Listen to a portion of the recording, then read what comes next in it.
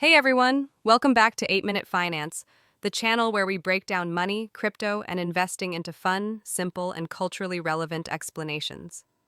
I'm Aleena, and today we're diving into something every successful investor seems to have in their portfolio: ETFs, and specifically the S&P 500. What are they? Why do rich people hold shares of them? And more importantly, should you be buying them too? Let's find out. All right, first things first. The S&P 500 isn't a stock you can just buy. It's an index, basically a list of the 500 biggest and most powerful companies in the US. Think of it as the NBA All-Star roster of business. Only the top players get in, names like Apple, Microsoft, Amazon, and Coca-Cola. But here's the twist. You can't directly buy the S&P 500 itself. It's more like a scoreboard. What you can buy are ETFs and funds that copy its performance. For example, the ETF called SPI is like the Spotify playlist version of the S&P 500. The index is the music. SPY is the playlist you can actually stream. So why do people care about the S&P 500? Because instead of betting all your money on one company, like Tesla or Netflix, when you buy into the S&P 500, you're automatically owning tiny slices of all 500 companies at once. That's called diversification, and it spreads your risk around so you're not crushed if one company tanks. Think of it like sports betting. Buying one stock is like placing a straight bet on a single team winning. If they lose, you lose. Buying the S&P 500 is like taking a parlay across the entire league. Even if a few teams drop the ball, the rest carry the win, and overall, you're still in the game.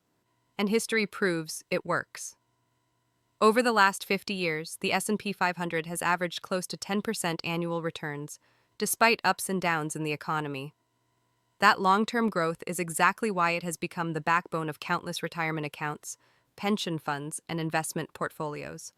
Wealthy investors, financial advisors, and even large institutions often rely on it as their go-to strategy because it provides stability, diversification, and steady compounding over time. Here's the kicker.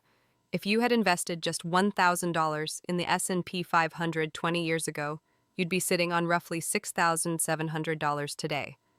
And that's without lifting a finger. No day trading, no constant market timing, just patience. That's why it is widely regarded as one of the safest and most reliable wealth-building machines ever created, giving everyday investors a chance to grow their money and build long-term financial security. In short, the S&P 500 is the ultimate team lineup of US companies, and owning it means you're betting on the success of the entire American economy. Here's the thing. A lot of new investors think picking stocks is the way to go. Like, I'll just find the next Tesla, buy low, and get rich. Easy, right? Wrong. Stock picking is harder than it looks. People chase hype, get FOMO, and end up bag holding. How many people bragged about buying AMC at $50, and now it's $2? Yeah, not fun. This is where the S&P 500 changes the game. Instead of putting all your chips on one company, you're spreading your bet across 500 giants. Remember that ETF video we dropped on this channel? By the way, if you haven't seen it, check the playlist after this. It's a perfect crash course. Well, the S&P 500 is one of the most famous ETFs people buy. Think of it like this. Buying a single stock is like putting a straight bet on one team winning the championship. If they choke, you're out. Buying the S&P 500 is like betting a parlay across the whole league. Some teams lose, but the winners carry the season. Here's a real example. If you only bought Tesla at its 2021 peak, you'd be down almost 30% today. But if you invested in the S&P 500 over that same time, you'd actually be up about 20%. That's the power of diversification. And let's get real for a second. Investing isn't about quick dopamine hits, it's about playing the long game. Meme stocks can make you feel like a genius overnight, but ETFs like SPY are the reason wealthy investors actually stay wealthy. So yeah, chasing meme stocks feels exciting, but steady growth over decades? That's how real wealth is built. And the S&P 500 is one of the easiest ways to get that growth, without stressing over every Elon Musk tweet. All right, let's stop talking about what the S&P 500 is and get into what it can actually do for you. Picture this. You invest $100 a month into an ETF like the S&P 500, ticker SPY. Doesn't sound like much, right? That's like skipping Starbucks a few times or passing on a new hoodie. But if you did that consistently for the past 10 years, you'd have put in about $12,000 total. Guess what it'd be worth today? Around $19,000. That's a $7,000 profit, literally for doing nothing but being patient. Now scale that up, $500 a month over 10 years? You'd have invested about $60,000, but today it'd be closer to $95,000. That's like getting an extra $35,000 dropped in your account just for showing up and staying consistent.